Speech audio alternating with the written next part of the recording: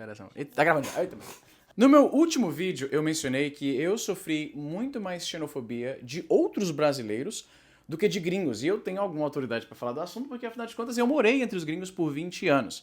Essa tangente no outro vídeo gerou bastante debate nos comentários e eu achei que valia a pena discorrer um pouquinho mais sobre o assunto. Talvez tenham outras pessoas aí que me acompanham que tenham experiências parecidas.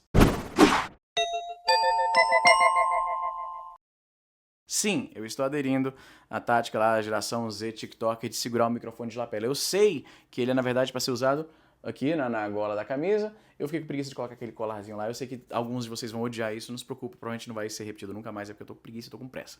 Como eu estava dizendo, pra quem não me conhece muito bem, talvez esse seja o primeiro vídeo que você está vendo. Eu sou o Izzy Nobre, eu tenho 40 anos, eu sou nordestino, sou cearense, sou aqui de Fortaleza, mas por causa do trabalho do meu pai, eu morei em muitos lugares diferentes. Eu morei no Paraná por alguns anos, nos anos 90, eu morei no Maranhão também por alguns anos, morei no Canadá, mesmo no Canadá eu morei em regiões diferentes do Canadá, a gente viajava pra caramba. A impressão que eu tenho é que brasileiros têm raiva de outros brasileiros mais do que estrangeiros têm raiva de brasileiros. Como eu estava dizendo, quando eu morei no Paraná, lá eles têm aquele R mais caipira, né? De Londrina, no Paraná. Inclusive, a minha irmã... Oi, Pri! A minha irmã nasceu em Londrina. É a única da família, né? Da família imediata. Eu tenho meio irmãos que nasceram no Canadá, então... mas entre os meus irmãos, digamos... Como que se diz? Os irmãos do mesmo pai e mãe. Ela é a única que não nasceu em Fortaleza, né? Então... peraí... O que eu tava falando? Tá difícil hoje, tá difícil. Cadê meu Vivance, mano? Pelo amor de Deus. Como eu estava dizendo, a primeira vez, o primeiro contato que eu tive com essa xenofobia que brasileiros têm em relação a outros brasileiros foi quando eu morei em Londrina, no Paraná. Eu fui pra lá no começo dos anos 90 e a forma como eu pronunciava algumas palavras, predominantemente palavras com a letra R, pareciam ser as que mais geravam essa reação dos meus coleguinhas de classe. Então, quando eu não falava carne, porta, que nem eles, eu era zoado na escola, na igreja, em qualquer lugar. Então, rapidamente, eu e o meu irmão, a gente desenvolveu essa habilidade de simular o sotaque lá de Londrina. E é curioso porque... E eu queria tanto encontrar esses vídeos, mano. Meu pai, ele era early adopter, como eu, de tecnologia. Então eu tenho o imenso privilégio de ter muitas filmagens de família nos anos 90, uma época em que a maioria das pessoas não tinha esse privilégio. Não porque a gente tinha grana, meu pai era técnico de informática, meu pai era trabalhador, minha mãe não trabalhou por boa parte da minha vida. Mas é porque meu pai priorizava muito tecnologia, acesso a conhecimento, esse tipo de coisa.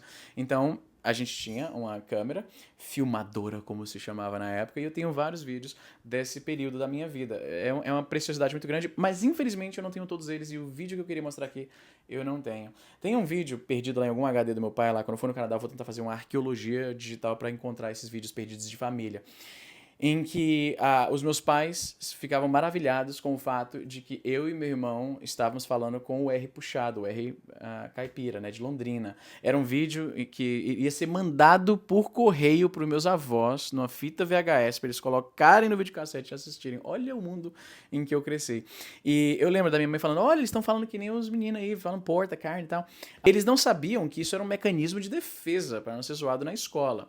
E, curiosamente, quando eu voltei para o Ceará, no meio dos anos 90, aconteceu a mesma coisa, só que... O que aconteceu aqui no meu computador? Eu mantenho, ó, só para você ter noção aqui, ó.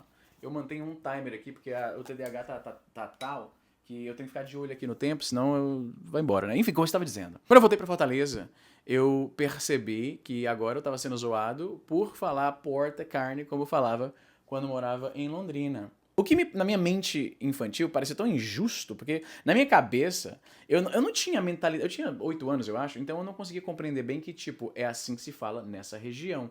Na minha cabeça, foi como se, não, agora é assim que se fala as coisas. E aí, quando eu voltei pra Fortaleza, me pareceu... Eu lembro de sentir que parecia injusto. Na minha cabeça era tipo, mas não tinha mudado pra aquilo, eu mudei e agora eu tô sendo zoado porque mudei, mas qual que eu escolho então?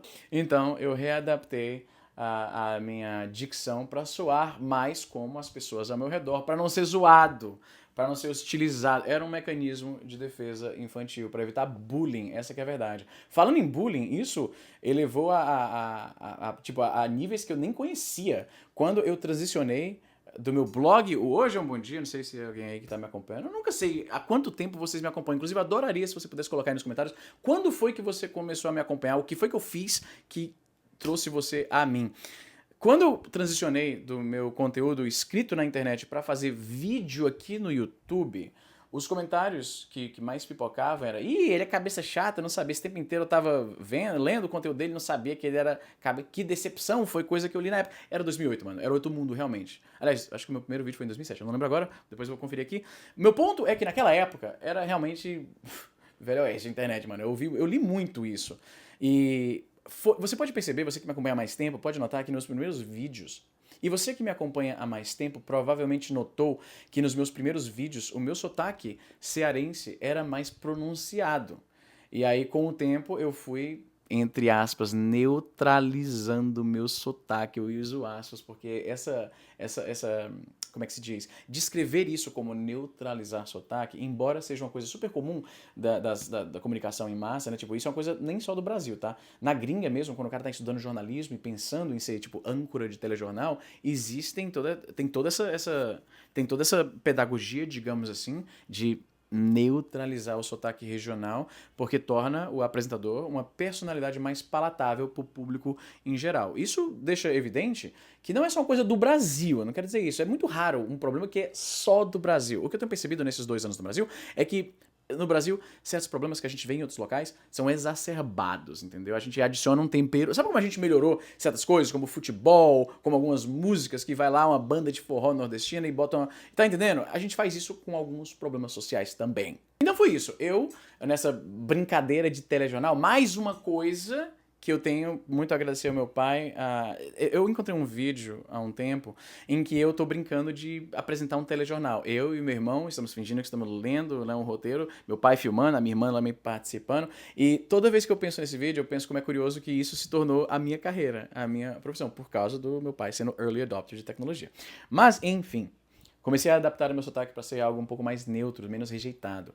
Eu descobri, com o tempo, é a perspectiva que eu tenho hoje em dia, que esse bullying que eu sofri e essas táticas de adaptar para falar como a galera do local, para evitar qualquer tipo de hostilização, foi um excelente treinamento para o que eu faço hoje. Eu imagino que entre os meus alunos e a galera que tem interesse em ter aula comigo, o fato de que a minha fala lembra muito o que você ouve de filme, de série, é o principal fator que me atrai clientes e, em parte, olha que reflexão bizarra, foi por causa do bullying que eu sofri quando criança, né?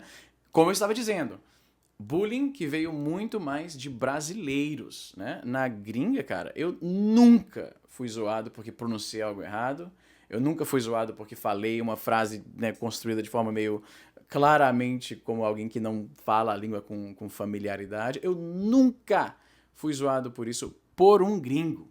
Se eu posso terminar na nota positiva, todo esse bullying que eu sofri dos brasileiros, de certa forma, ele me empurrou pra excelência. Ele me empurrou pra, não, deixa eu melhorar aqui, deixa eu melhorar, deixa eu falar melhor. Estão falando que a minha dicção tá uma bosta, deixa eu falar com um pouco mais de clareza, deixa eu falar um pouco mais devagar. Eu naturalmente falo muito rápido. E vocês me ajudaram a desenvolver uma cadência um pouco melhor, que obviamente é benéfico na minha carreira. Então, tentar interpretar todo esse bullying que eu sofri como algo positivo, meu Deus do céu.